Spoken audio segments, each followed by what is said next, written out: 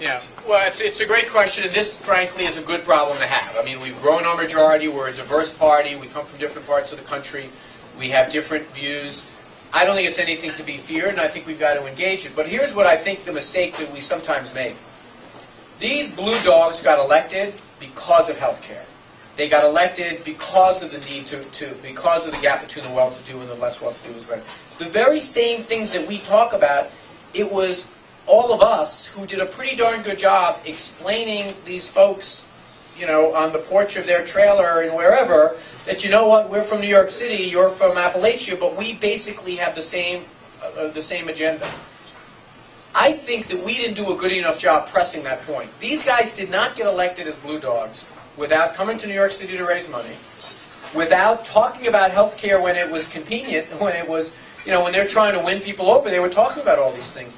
I went back and I looked at, in campaign 96, some of the tough races we won, like some of these swing races. This, by the way, is what I do. You wonder what my social life is like? That's what I do. And I looked at these spots because I wondered if it were, you know, vote for me, I'm going to be, you know, I'm going to be really tough on Pelosi. No, it was basically them talking about the same issues we talk about. Talking about health care, talking about labor laws, talking about, you know, the idea that we're going to start being responsive again. We're going to, you know, it's talking about the same things. There could have been Obama ads. There could have been ads in my campaign. Yet when push comes to shove, they basically, we made it a little easy sometimes for them to argue this wrong argument that, oh no, I can't possibly vote that way if I'm going to get reelected. It's not an easy question, except to say this. You know,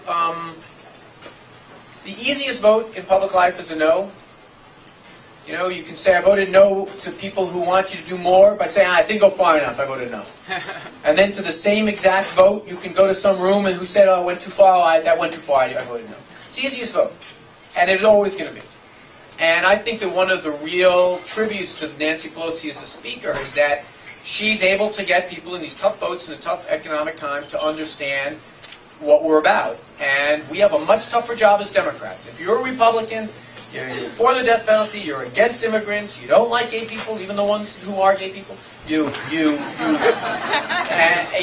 you want to cut taxes, and you're basically off to the races. You don't have any subtlety at all about any of you. You're basically there. You've got 99% of your coalition together. We have a tougher job, but we should not be afraid of that, and we shouldn't bend from our ideals, but I think we can make pretty good political arguments. And I told every one of these blue dogs, if it helps them get elected, I will campaign for their opponents.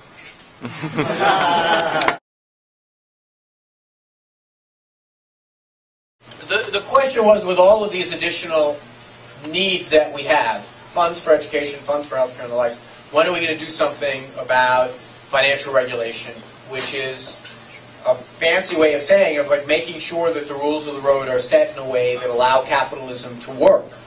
You know, the problem is not greed in capitalism. That's pre-baked. We want there to be a certain amount of greed. We want people to be eager to get ahead. We want them to want to have nice homes and the like. The problem is that we created an environment that we didn't realize that if you don't regulate that sufficiently, you are going to have huge disparities are going to develop, A, and B, you're going to have chaos for people who aren't greedy, who are just trying to live their lives and get ahead. We're going to do it next. That's going to be the next big thing we're going to do. It's actually going to turn out to be, I think, easier than one might expect. It's getting watered down a little bit, but we're going to do some tough things. We're going to finally create an agency in government whose job is to look out for consumers. Believe it or not, no one really is supposed to does that right now. You know, you've got organizations, you know, that work essentially for the banks. The Fed effectively works for the banks. It's paid for with bank funds. We do need to start doing things to protect people when they're in the credit market, but we also need to realize that what we're doing now, giving banks money and saying, please do the right things with it, isn't working. They had their chance, now we know it's not working, so I think we have to do some smart things to go in the business, and we have the tools to do it, to do direct lending to citizens. We've got the Federal Housing Administration, you've got Fannie Mac, you've got organizations, you've got ideas like mine on a federal infrastructure bank. You know, going through the banks, and people are like, you know, one of these shows was like, the radio the other day was like, you know, trying to analyze how it is that banks became so profitable so quickly. we gave them money for nothing, and they lent it people for something, and sometimes they didn't. You didn't. When you're giving people money for, by the way, if I gave you money for nothing, you would find a way to make money with your money. It's kind of like the Steve Martin joke: how to become a millionaire? First, get $1 million. You know, that's kind of the way it is with the bank. And so we are going to do that. And then we're going to get into some tough things. We're going to do immigration reform this year, and that's going to be a job creator, and that's going to be something that's good for our economy, and it's going to be something that's humane. Well, there are a lot of things wrong with this. You know, there was a lot of things that we did wrong in the Senate bill that we couldn't fix in our House reconciliation package. One of the things that we do wrong is we say to businesses when they reach a certain threshold, 50 workers, they then have the obligation, if one of them doesn't have insurance and goes and gets it from the public exchange, that the employer has to essentially pay some of the car bill.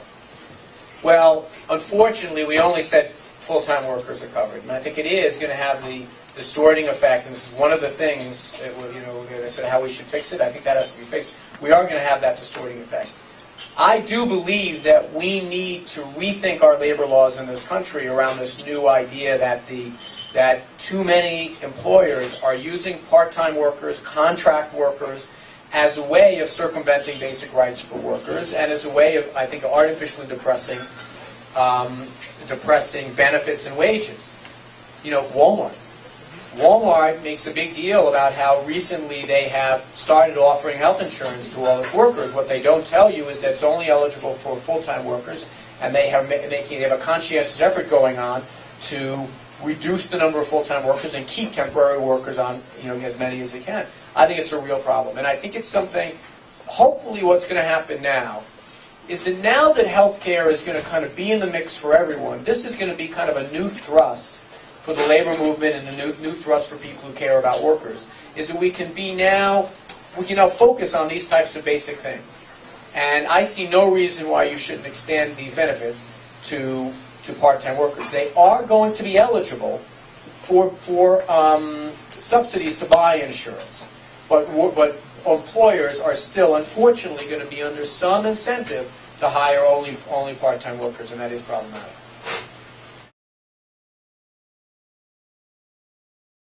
My name's Terry. I live in your district. Oh, great. Where do you live? Glendale. Great. I can do anything for you. You need to bundle your newspapers, wash your car, pick up your laundry, anything at all. Get me money for college. Anyway, 50 years from now, you're sitting down to write the book about you. You know, you get past the chapter that says "My Years in Gracie Mansion." Hold on. Go ahead. You'll still be alive. You get past the part where it says "My Years in Gracie Mansion." Now. My wife's mortgage franchise. What do you want your legacy to be at the end? It's gags like that make you realize I'm older than I used to be. Great question. Like, what do you want your legacy to be at the very end?